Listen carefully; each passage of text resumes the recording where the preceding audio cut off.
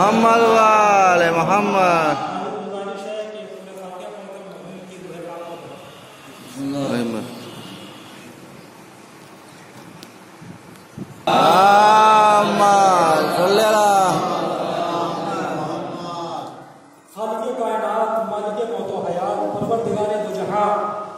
बेजान टुकड़े में रूह डालकर आदम बनाने वाला, फिर आदम को वजह बुनियाद आदमियत करार देने वाला, तो खुदा की जो अपनी ज़ात को यूं जाहिर करता है कि मौजिज़ों को मौजिज़नुमा के हवाले करता है, ताकि दुनिया को पता चले कि जब बनने वाला इतना मोतबर है तो बनाने वाला कितना मोतबर होगा।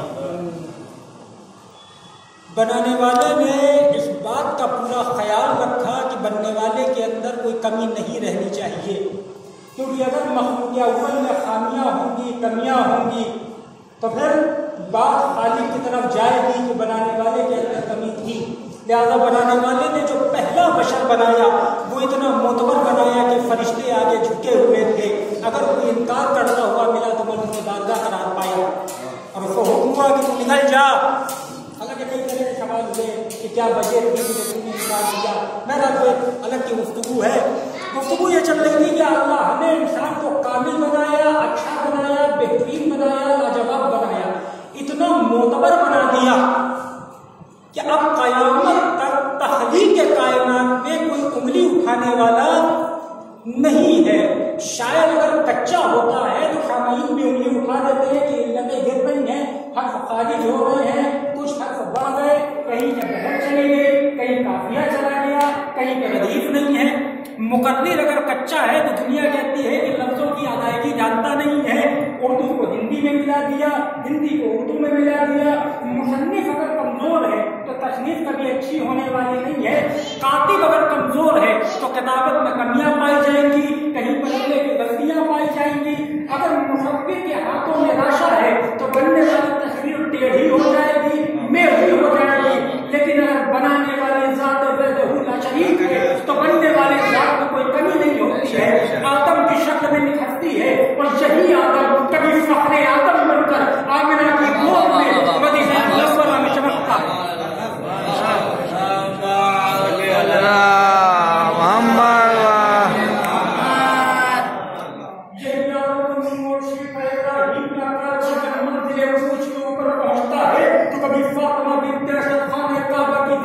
करीब जाती है तो दीवार खुद हो जाती है कि आप अंदर तशरीफ लाए। हमने तो भाई दीवार मेरे मालिक तूने क्यों शक कर दी? कि देखो जो आम लोग होते हैं वो आम दरवाजों से आते हैं, लेकिन जो हमारे खास बंदे होते हैं दुनिया देखे कि हम उनको नया दर बना के बुलाते हैं। बड़े बड़े आर्किटेक्ट दुनिया में पड़े हुए हैं, टेक्नोलॉजी अपने उरूज के ऊपर है।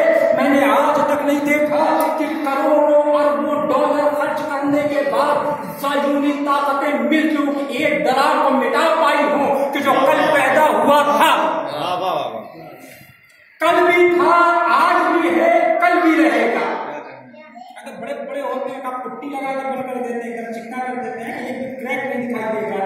लेकिन जब क्रैक अल्लाह क्या करवाते हैं तो पूरी टेक्नोलॉजी फेल हो जाती है कि आप कुछ कर लीजिए, ये जाने वाला नहीं है, क्योंकि ये निशानी है उस आने वाले की जो ज़ाते परवरदिगार का मज़हर था, जो मौत और हयात के फलसफे को बताने के लिए आया था। मौत मिटा देने का नाम है, फना कर देने का नाम है, खत्म कर देने का नाम है। यही इसके अलावा कुछ और हो तो बहुत बताइए। आगे मोहम्मद ने मशवरा के कहा हम तुम्हारे फॉर्मूले को बहुत तब्दील कर दें, तुम्हारी इबारत को बदल दें, तुम्हारी परिभाषा जो तुमने मौत की दी है वो कुछ और है। लेकिन जब हम दर आगे मोहम्मद पे जाते हैं और खाके पाए जनाब अमीर को अपनी पेशानी पे लगाते हैं तो कुछ मौत का मफहूम यूं निकलता है कि मौत फना कर देने वाली थी, लेकिन अब मौत फना नहीं करेगी, बका की आगोश में आराम करने के लिए भेज देगी। ये मौत मिटा देने वाली थी लेकिन है नहीं, क्योंकि तुम मेरे दर पे आ चुके हो तो अब तुम्हारी जिंदगी को हयात जावेदानी में यूं तब्दील कर देंगे कि मौत करीब भी आ जाएगी तो तुम्हारा बाल भी बिखा नहीं कर पाएगी। हमने कहा मौला कोई दलील हो तो दीजिए, क्योंकि हमारे यहाँ तमाम ममालिक के लोग मुख्तलिफ ज़बानें बोलने वाले अंगुश के एतबार में उठा दें, क्योंकि बड़े बड़े तनख्वाह हमारे पाकिस्तान में पाए जाते हैं, कह देंगे हुजूर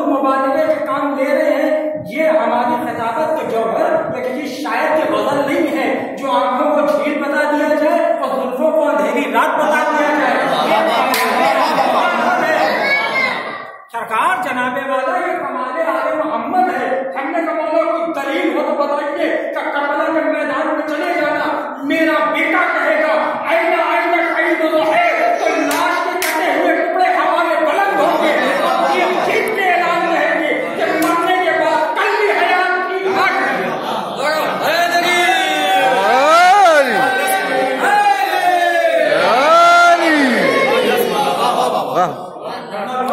मरने के बाद मर जाया करते हैं। शायद ने कहा तुम मेरे दर पर आओ, हम तुमको मरने के बाद फिर जिंदा रखेंगे। क्या जिंदा रखा जाएगा? मौत क्या चीज है? मर्द मोमिन ज़ाकिरे आले मोहम्मद ज़ाकिरे शामिया गरीबा इशारे शबाब के लिए आप यहाँ इकट्ठा हुए। बड़े मोमिन थे मर्द। ये मोहब्बत आले मोहम्मद थी जिसने आज तक बाकी रखा है, वरना बड़े बड़े मर के मर गए। जो मरने के बाद जिंदा रह जाए, मतलब कि कहीं ना कहीं कोई कॉन्टेक्ट है, वो कनेक्शन डिस्कनेक्ट नहीं हुआ है। जो सप्लाई अभी तक आ रही है हयात की, जिंदा तो अभी मौजूद है। देखिए मौत शख्स को आती है, शख्सियत को कभी नहीं आती है।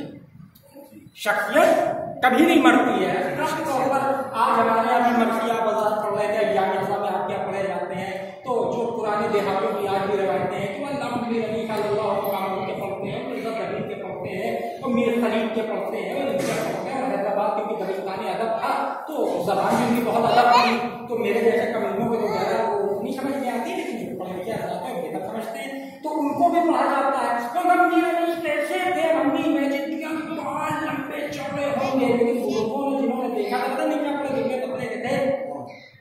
मीरानी को मरे हुए जमाना हो गया, आज मोहम्मद की मोहब्बत में आज तक जिंदा गलत तो नहीं कह रहा हूँ। दबीर को मरे हुए मुद्दत हो गई, मगर दबीर आज भी जिंदा है। वो कौन सी जात है कि जो इनको हयात दे रही है? क्या वही जात है जिसके लिए कुरान में अल्लाह ने कहा है हरगिज़ गुमान भी न करना कि वो मर गए, बल्कि वो जिंदा है और परवरदिगार की बारगाह से रिज़्क़ पाते हैं। इसका मतलब हर आदमी मरने के बाद मरता नहीं है। शरफ आले मोहम्मद का कि जिन्होंने हमें मरने के बाद भी बाकी रखा है, वरना तो पूरी दुनिया है यह मरने के लिए। ये हयात का जो वरक़ है, इस पर चलती हुई इबादत का नाम जिंदगी है, और मौत जहां पर फुल स्टॉप लगा दे उसको कहा जाता है मरना। बस रुक गई इबादत, खत्म हो गई।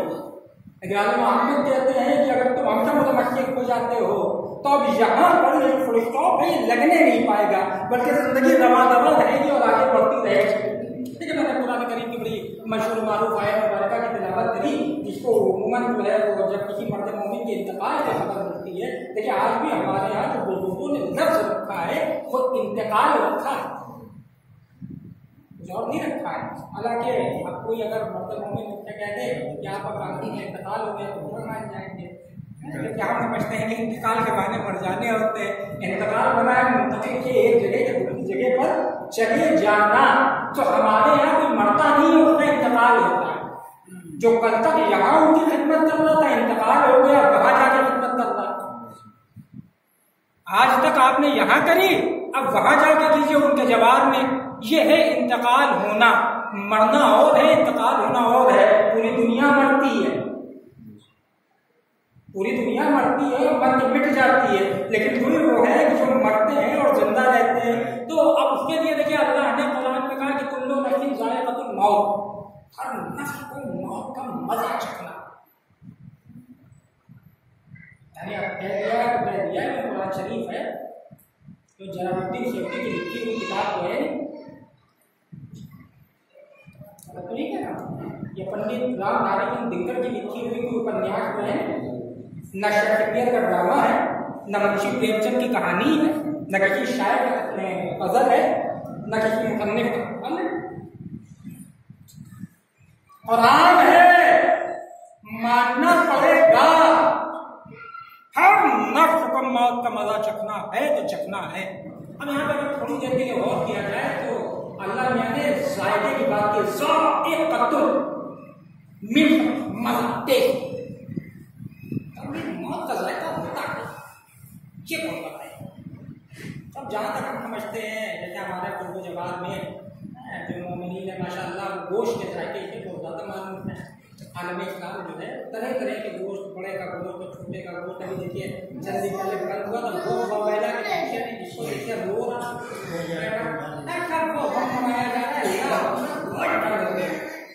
अरे अब बंद हुआ तो क्या होगा, खाइए पकड़ा खाइए, मालूम है गोश्त का जायका है तो बिरयानी का जायका, नाराजी का जायका, थोड़ा और आराम कर बच्चों के लिए, अपने नौजवान भाइयों के लिए। तो कुछ तरह के जायके हैं जो मेरे हादसे में है, जैसे मीठा, खट्टा। हम मीठे के क्या कहते हैं, तो रजब का महीना चल रहा बूंदे, हम मिठाई था जो पहली रजब की शुरुआत हो जाती है तो पूरा रजब का महीना है, शाबान है, और फिर माशाअल्लाह रमजान शरीफ। तो जायके की बात, ये जायका मौत है, मीठी है, फीकी है, खट्टी है, नमकीन है, तल्ख है, कैसी है मौत। तो अल्लाह में तो जवाब आप देने के रहे, क्यों नहीं देंगे? अगर माबूद आके तुम्हारे सवाल के जवाब देने रहे तो फिर वहदानियत का खात्मा हो जाएगा। ऐसा तो जवाब देगा नहीं, अब देगा कौन? चलिए ठीक है, पढ़े लिखे लोगों के रुजू करते हैं, वो आएंगे बताएंगे मैंने देखा बहुत बड़ा चूड़ा पगड़ी बांधे हुए, पठानी पहने हुए, यहाँ तक माशाअल्लाह लंबी दाढ़ी थी, एक तरपाव टांगे हुए थे, हाथ में बड़ा कपड़ा पहने हुए थे। हमने कहा मुझे देख के आप गुरुजी मालूम हो रहे हैं कि आपने बिल्कुल ठीक पहचाना, मैं धर्म गुरु हूँ। हमने कहा हुजूर जायका मौत के बारे में कोई बयान कीजिए। उन्होंने कौन सी किताब में लिखा हुआ है? हमने कहा कुरान मजीद में। उन्होंने कहा मैं गुरु ग्रंथ साहिब का आलिम हूँ, कुरान का नहीं। अगर गुरु ग्रंथ साहिब में लिखा है तो जवाब देना मेरी जिम्मेदारी है, मैं आपको जवाब दूंगा। हमने कहा बात तो ठीक कही है आपने, गुरु ग्रंथ साहिब में तो मैंने नहीं पढ़ा कहीं पे जायका मौत। आइए चलते हैं, आगे बढ़े। मुझे एक लंबी चौड़ी गद्दार शख्सियत दिखाई दी जिसके गले में सलीब पड़ी हुई थी और वो एक वाइट चक्कर पहने हुए चला जा रहा था, बगल में बाइबल को दबाए हुए। हमने कहा अगर वक्त हो तो 1 या 2 मिनट मुझे दे दीजिए। उनका बिल्कुल ले लीजिए। हमने कहा जायका मौत के बारे में जानना चाहता था क्योंकि आप स्कॉलर हैं तो आपके बेहतर कौन बताएगा। उन्होंने कहा पूरी बाइबल तुम्हारे सामने है, कहीं पर दिखाओ कि मौत के जायके की बात की गई हो। हमने कहा नहीं सर, यूहन्ना से लेकर बाइबल के आखिरी पेज तक कहीं पर भी मौत के जायके का जिक्र नहीं है। कहते फिर जवाब देना मेरी जिम्मेदारी नहीं है। मैंने कहा खुदा हाफिज, आगे बढ़ा। मुझे एक लंबी चोटी धारी जनेऊ पहने हुए, बड़ा सा तिलक लगाए हुए जाते हुए एक ज्ञानी मिले। हमने कहा गुरु जी क्या आप हमारी शंका का समाप्त करेंगे? उनका बिल्कुल समाधान करेंगे। क्यों नहीं करेंगे, आप प्रश्न पूछिए। हमने कहा जायका मौत, तो उन्होंने कहा गीता, रामायण, पुराण, वेद कहीं पर भी मौत के जायके का जिक्र आया हो तो बताइए, मैं जवाब दे दूं। हमने कहा हुजूर आया तो नहीं है, क्या तो फिर जवाब वही देगा कि जिसके यहाँ की किताब होगी। अब मैं आगे बढ़ा, मैंने देखा कि ऊंची टोपी लगाए हुए, लंबा कुर्ता पहने हुए, छोटा सा पैजामा पहने हुए, हाथ में तस्बीह थी, माशाअल्लाह चेहरे पे नूरानी दाढ़ी थी, माथे पे ठट्टे का निशान था, हाथों में कुछ अंगूठियां थी। हमने कहा हजरत आप तो मुझे आलिम मालूम होते हैं, आपकी निगाहों ने बिल्कुल धोखा नहीं खाया है। यकीनन और बेशक मुझसे बड़ा आलिम आपको और कहाँ मिलेगा। तो हमने कहा क्या आपको कुरान शरीफ पढ़ा है? क्योंकि भाई 3 जगह धोखा खा चुके थे। तो मशहूर वाकया है कि दूध का वो क्या कहते हैं जला, छाछ भी फूक फूक के पीता है, तो मैं छाछ फूक के पी रहा था। हमने कहा हजरत क्या आपने कुरान शरीफ पढ़ा है? उनका कैसी बात करते हैं, पढ़ने की हमने लिहाज किया है। तो हमने कहा तो फिर जायका मौत के बारे में बताइए। कहा आप बड़ी मशहूर आए थे जायका मौत, जी जी जी जी भाई मौत का जायका बता दीजिए। तो उन्होंने कहा भैया देखो मामला ये है, पढ़ा तो है मगर मैंने चखा तो नहीं। तो आप बताएं कैसे? हमने कहा हजरत नहीं चखा है तो चखिए, कब चखेंगे? दुनिया मुंतज़िर है, चखिए और चख के फौरन बताइए। आप देखेंगे भैया अगर चख लेंगे तो बताने के लायक ना रहेंगे। लेकिन ये अजीब मामला है कि अल्लाह कुरान में जायके की बात कर रहा है और मौलवी साहब कह रहे हैं चख लेंगे तो बताने के लायक नहीं रहेंगे। और कहीं खुदा ने कहा साहब में आके बताने की कोशिश कर दी तो दूसरे तो बताएंगे फौरन जारी हुआ होगा, ये ताबीज मैं दे रहा हूँ, इसको गले पहने ना, फिर खालू आए तो बताना। हाँ खालू सारे आना चाह रहे तो ताबीज के चक्कर में नहीं आ पा रहे।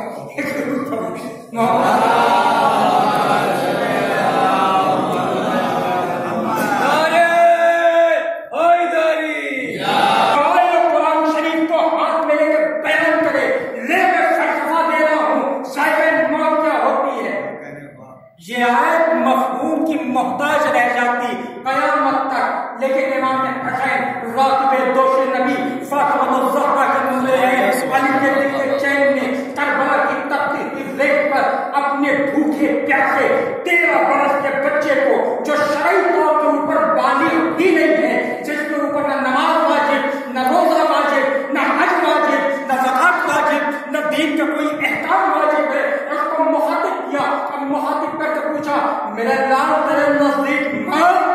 बच्चा मुस्कुराया, अब मुस्कुरा कर कहता है चाचा जान शहर के ज्यादा शीरी।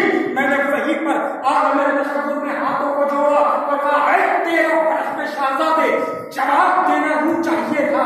आप कहते थे जब आपके इमाम ने पूछा था कि तुम्हारे नजदीक मौत, तो कहते झरने के ज्यादा खूबसूरत जो बचपना आमेज गुफ्तगू होती है। आप कहते थे महल से ज्यादा अच्छी, बाप से ज्यादा खूबसूरत, दरिया से ज्यादा लाजवाब, शाही से ज्यादा अच्छी, कोई भी जवाब दे देते। ये लफ्ज़ शहर का ही क्यों इस्तेमाल किया गया? शायद मुस्कुरा के जवाब मिले, शायद तुमने कुरान की आयत को नहीं पढ़ा है। अल्लाह ने बात जायके में की है तो जवाब जायके में ही दिया जाएगा। ये 13 बरस का बच्चा चचा को मौत का फलसफा नहीं बता रहा था, कुरान की आयत को मफहूम दे रहा था। और इमाम हुसैन ने कयामत तक एक एक को मैसेज दिया था कि तुम इमामतों को वरने है वही कयामत तक के लिए होती है, न कुछ घटाया जाता है न कुछ बढ़ाया जाता है। अब पूरी दुनिया खुश हो जाए, हाँ मौत तो बहुत मीठी है, शहर से ज्यादा मीठी है। हाँ हमको तो इंडिया में मिलावटी शहर मिलता था, शक्कर और गुड़ वाला, लेकिन क्या कहने मौत सवाल एकदम प्योर मीठी। अरे मिलेगा सवाल कुछ हो जाए। जनाबे कासिम ने करबला में खैमे 72 में मौत का बताया शीरी। तो अगर कोई हुसैनियत की रहमत के ऊपर है तब तो मीठी है। अब लोग गुमान करने मेरे लिए भी है तो ख्याल खाम है। मियाँ कभी ये मीठी होती है कभी तल्ख हो जाती है। इतनी तल्ख है कि लोग तल्खी बयान न कर पाए। पूछा गया अक्सर और पेशतर अरवाह जब लोग मुलाकात करते हैं तो डॉक्टरों ने बताया कि एक मुद्दत साल के बाद, लेकिन जो तलखी मौत की वो भी तक गई है। करम है उन जाते बाबरकत का कि जिन्होंने अपनी मोहब्बत के सदके में एक बहुत बड़ा बोझ उतार दिया। वरना कसम खुदा की उलमा ने तो इतना डराया है कि लोगों ने मरने का इरादा ही कर दिया। कैंसर आप भैया अल्लाह पाक की मुश्किल को आसान करे। अब बेचारे हॉस्पिटल में पड़े हुए हैं तो मुस्कान का भैया का ये दुआ कराए नहीं, उनके घर वाले हमारी मुश्किल आसान कर देंगे। गलत मसला ना दीजिए, दुआ यही होगी, दुआ किया अल्लाह में पूरी करें चाहे ना करें। आप हॉस्पिटल देखने जाइए, सरकार की तबीयत है कि आज पूछिए नहीं, पर डॉक्टर कह रहा है दवा दे रहा है, फायदा नहीं रहा, दुआ कीजिए। भैया मोतियाबिंद आपकी आंखों में है, फेफड़ों में पानी आपके है, लीवर काम आपका नहीं करता है, तिल्ली आपकी खौफ था क्या इंसान ने कोई जा रहा हो, एक्सीडेंट हो जाए, अटैक पड़ जाए, लेकिन धोखे समझ जाए बात अलग है। हाँ खुशी का कोई तैयार नहीं है। ऐसा होता है कभी कि रास्ते में जब मैं भी आ रहा था तो देवीगंज चौराहे के ऊपर आपके साथ मिला, वालेकुम और ठीक है, हाँ अल्लाह का शुक्र मैं आपको पहचाना नहीं, अरे मुझे नहीं पहचाना बिल्कुल मौत चार बार देखिए आप 3-4 बार मिलिए घर भी आ रहे हो, कोई निजाम को जा रहे हो और फिर इंशाल्लाह मुलाकात ही देखिए मैं जाके आगे पीछे और लोग मिल जाएंगे।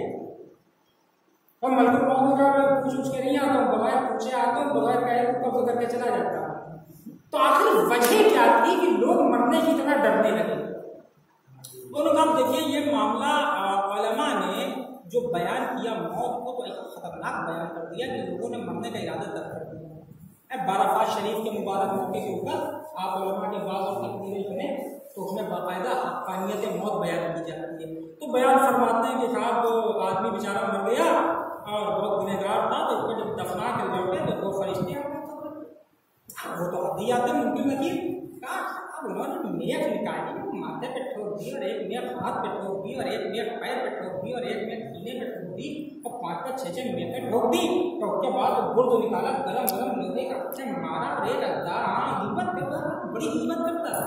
इधर बैठ के उनकी, इधर बैठ के उनकी, इनका लड़वा दिया, उनका लड़वा दिया, इनका कर दिया। तो वो अद्दार छोटा वाला था अपनी बड़ा अद्दार और सीने के ऊपर कुंडली मारे बैठा और जबान को काट रहा है। और कहीं खुदा न करे बेचारा मोमिन टीवी भी देखने का शौकीन हुआ और अल्लाह का गज़ब लाल लाल सरिये अंगारे की तरह एकदम करने के बाद आंखों के अंदर डाली जा रही है। किताबों में लिखे हुए अपने में थोड़ी मेरा उसके बाद गाना वाना सुनने का शौकीन निकल गया कहीं बेचारा गरीब। और मुसीबत ये मुझे गरम गरम तेल शीशा पिलाया हुआ काम में भरा जा रहा। लिहाजा नतीजा ये निकला कि लोगों ने मरने के इरादे को तर्क कर दिया। एक मौत वो है जो आइम्मा ने बताई, जब इमाम ने मौत बताई तो उन्होंने जिंदगी को ठोकर मार दी और मौत को गले लगा लिया। जब इमाम ने मौत बताई तो उन्होंने जिंदगी को ठोकर मार दी, गले लगा। भैया मौला आपने कौन की मौत बता दी? क्या हमारे यहाँ मुमकिन नकीर नहीं आते हैं, बशीरों मुबश्शिर आते हैं। यहाँ लोहे के दम गुर्ज नहीं चलाए जाते हैं, यहाँ जहन्नम की खिड़कियां नहीं खोली जाती हैं। देखिए मैं अपनी बात करने का कायल हूँ, जिंदा दलाइल देता चलूँ आपको, यकीनन और बेशक फरिश्ते आते हैं, ऐसा थोड़ी कि नहीं आते हैं। ठीक है, अब उनका कहा फरिश्ते तो आते हैं लेकिन फरिश्तों के पहले भी कोई आता है। अब वो हल्की फुल्की शख्सियत नहीं है, बड़ी मोतबर है, उसी के ऊपर पूरा दारोमदार टिका हुआ है और जो चाहे वही होगा। उसकी वजह आपको बता दूं, क्योंकि वही मर्ज़ी परवरदिगार है। लोग कहते हैं उनके हाथों में मर्ज़ी परवरदिगार है, और यही मेरा इनकार थोड़ी है, लेकिन मैं ये समझता हूं कि वो खुद ही मर्ज़ी परवरदिगार है। वो जो चाहेगा वही होगा। वो आते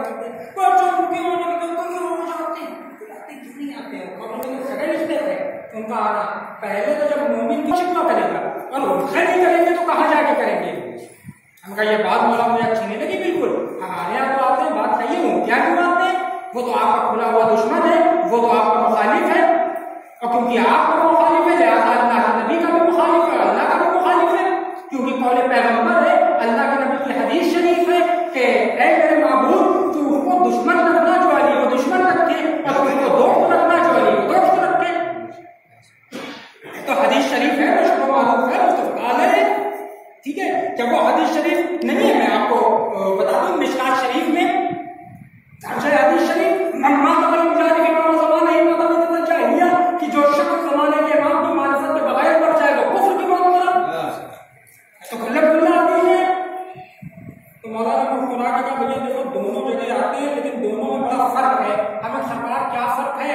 क्या तुम्हारे यहाँ एहतियामी आते हैं ताकि तुम हमारी जियारत कर लो और तुम्हें कोई तकलीफ ना हो मौत की, तो हमें वो उधर क्यों आते हैं, उधर कराने आते हैं ताकि उसको ये पता चल जाए कि जिंदगी भर जिनके नाम की माला जबी वो नहीं आए, आया मुश्किलात था जो हर एक वक्त में काम आने वाला था। हमें मौका फिर क्या होगा? देखिए यहाँ पर इमाम का आना मोमिन के लिए बहुत बड़ी नेमत है। जानते हैं क्या?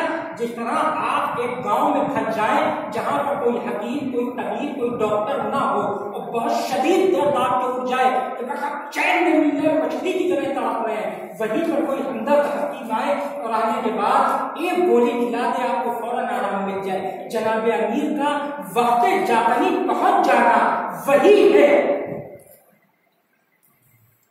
उलमा ने जो रूह निकलने की कैफियत बयान की है बड़ी खतरनाक बयान करी है।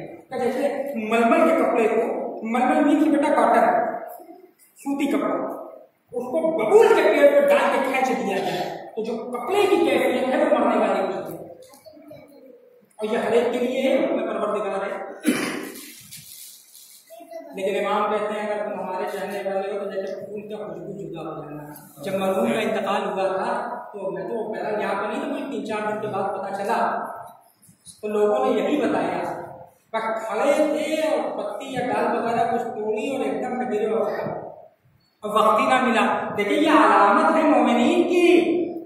इमाम कहते हैं मोमिन की रूह यूं जुदा होती है जैसे फूल की खुशबू सूंघ रहे थे, बड़ी अच्छी स्मेल आ रही थी, अभी अभी खत्म हो गई। तो ये अभी अभी जो खत्म होने वाले कैफियत है यही मोमिन की रूह का जुदा होना है। और इमाम कहते हैं क्योंकि तुम मोमिन थे लिहाजा तुम्हारी कब्र में पहले हम आएंगे। मौला तशरीफ लाए और लाने के बाद अब जहाँ पर इमाम मौजूद है कैसे मुमकिन है या भोपाल में रहते हो या दिल्ली में रहते हो कहीं रहते हो, जल्दबाजी में आप हेलमेट लगाना भूल गए, आगे बढ़े थे, थोड़ा आगे और चले कि चौराहे पर नजर न पड़ी, दीवान जी ने डंडा लगाया, आपकी गाड़ी को रोका, किनारे आइए। आप किनारे उनका पेपर दिखाइए, आपकी दीवान जी की बात ना हो तो दुनिया और आखिरत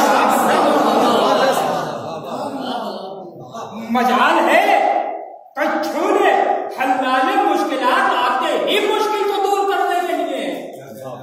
जब मोमिन परेशान हो सवालात से तब वो मुस्कुरा के जवाब देंगे कहता क्यों नहीं है, क्या कहूं मैं तो घबराया हूं। कभी इंटरव्यू वगैरह होता है तो आप देखिए बड़े बड़े पढ़े लिखे इंटेलिजेंट और इंटेलेक्चुअल घबरा जाते हैं, पढ़ने में भी गलती करने लगते हैं, अटकने लगते हैं, पढ़ ही नहीं पा रहे, भूले जा रहे हैं, जबकि बहुत काबिल आदमी हैबत है कि नहीं है।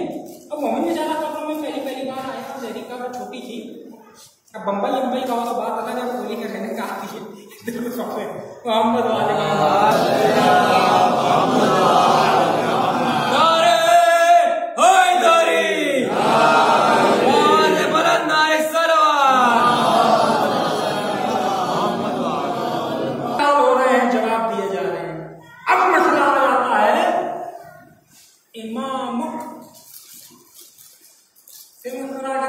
मदद कर दे वही लोग तब हम खामोश है। अब नहीं बता रहा है क्योंकि जहां पर मुझको मदद करनी थी मैंने कर दी, अब तुम अपनी मदद खुद करोगे।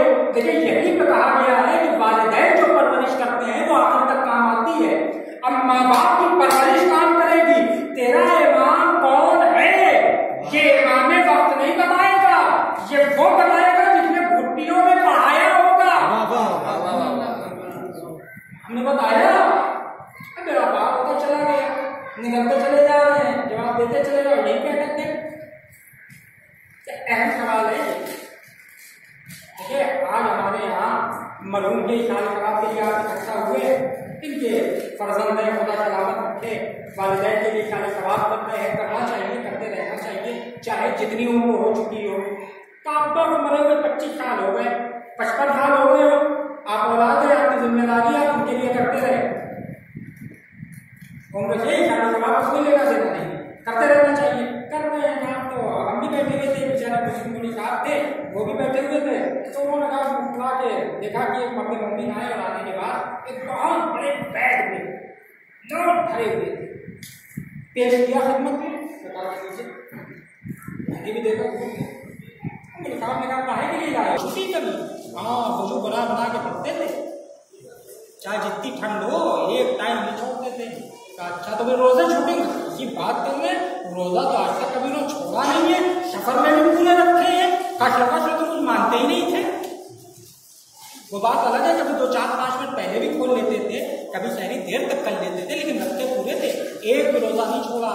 तो मेरे साहब ने कहा कि फिर हज करवाने के लिए लाए होंगे। हमने कहा हजूर कैसी बात कर रहे हैं, जबकि हमने और संभाला तब हज करते हुए देखा यहाँ के पान लेके जाते थे, सऊदी अरब में बेच देते थे, अब वहाँ जैतून का तेल सोना लेके आते थे, इंडिया में बेच देते थे, हज के बहुत पक्के थे। कहो भैया एक बात बताओ, ये इतनी रकम तो काहे के लिए लाए? खाइए, अमल मुंतकिल होता है, अकीदा नहीं होता है।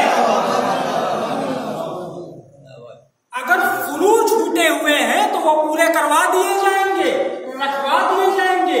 आदमी जिस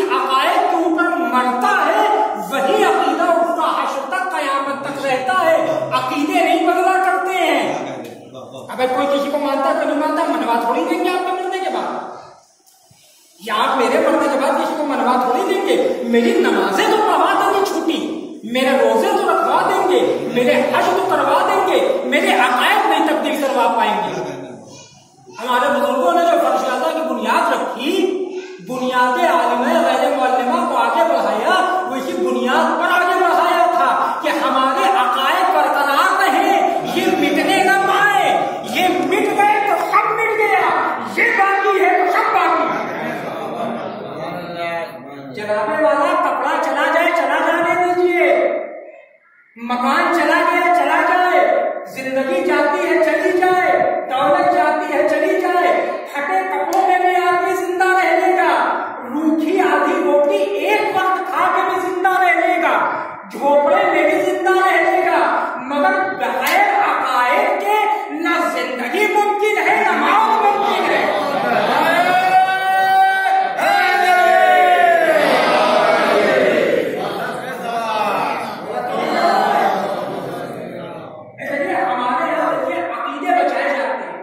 हमारे यहाँ और लाखों दुरूद हों उन हमारे बुजुर्गों के ऊपर, अल्लाह उनके दर्जात बुलंद करे, जिन्होंने यजीदियत के खूनी दौर के बाद बनी उमैया और बनी अब्बास से लेकर जालिमी ताकतों तक के आज तक के जालिमाना दौर मकराना और अय्याराना सियासतों के दरमियान से हमारे अकायद और हमारी अज़ा को निकाल के हम तक पहुंचा दिया।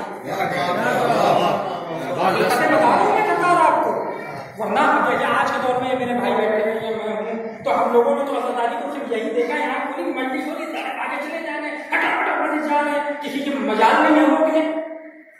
आप अगर आज चाहेंगे तो सैनिक चौराहे पे जुलूस उठाएंगे, कोई रोक नहीं सकता है आपको। एडमिनिस्ट्रेशन आपकी हिफाजत के लिए खड़ा हो जाएगा बंदूकों और डंडा लेकर। क्या मुश्किल है आजादी? आप बोलता है नहीं यार मस्जिद में आपसे खीर बांटेंगे, भारतीय लोगों का अच्छा खीर बांटी तो अब तो हम बिरयानी खिलाएंगे।